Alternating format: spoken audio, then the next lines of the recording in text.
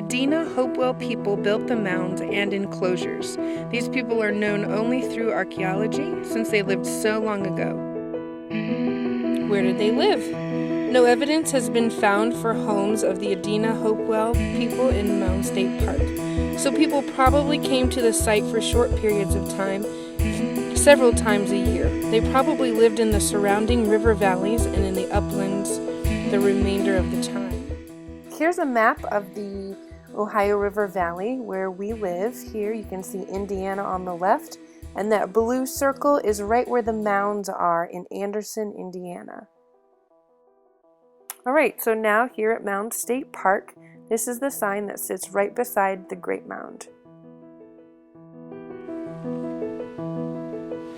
So the Great Mound, a community gathering place. This earthworks complex was built over 2,000 years ago and was used by the Adena Hopewell people for over 300 years. This complex is one of the best preserved in the Ohio Valley and has revealed much about the construction, organization, and purposes of these sites.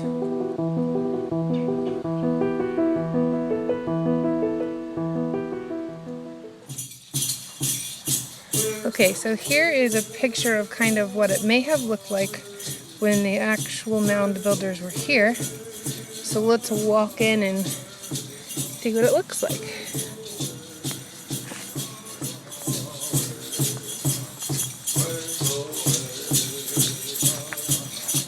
This pathway takes us to the center of the mound. And if you look to the left, you can see the ravine, and then where we're headed is to the center. So we're completely surrounded by this mound, which they believe to have burial areas where they used to bury their dead.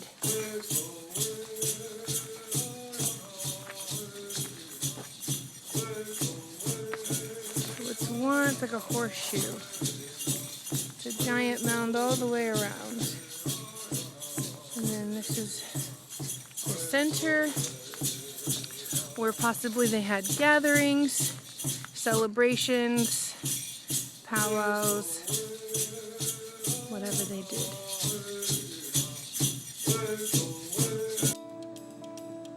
Okay, so now we're at Fiddleback. It says the shape of the Fiddleback mound is unique.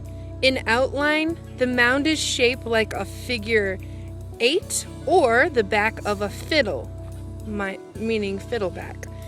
Of the several hundred earthworks in Indiana and Ohio, only 5 are known to have this shape. Fiddleback Mound is the last one remaining intact. Here's a picture of it.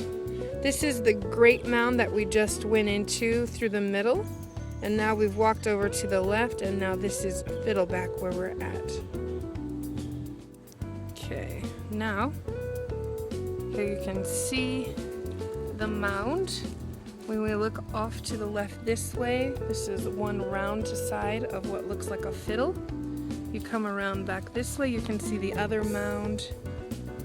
And then on the other end, this is the middle here, where possibly they had celebrations and things.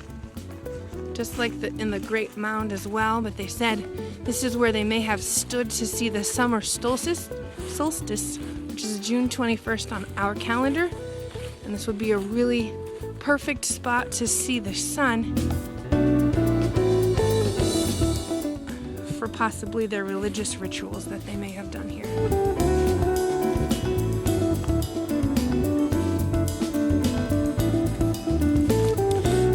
Now here's an interesting question. How did the people move dirt for the mounds? Well, it says the ditches were dug with digging sticks. The dirt was then loaded into baskets and piled up to form the outer embankment. Just down the hill from the mounds is the White River. Water would be very important to both the Adena and Hopewell people that lived nearby. Why would they choose this area to build the mounds? How would the White River help them in their life?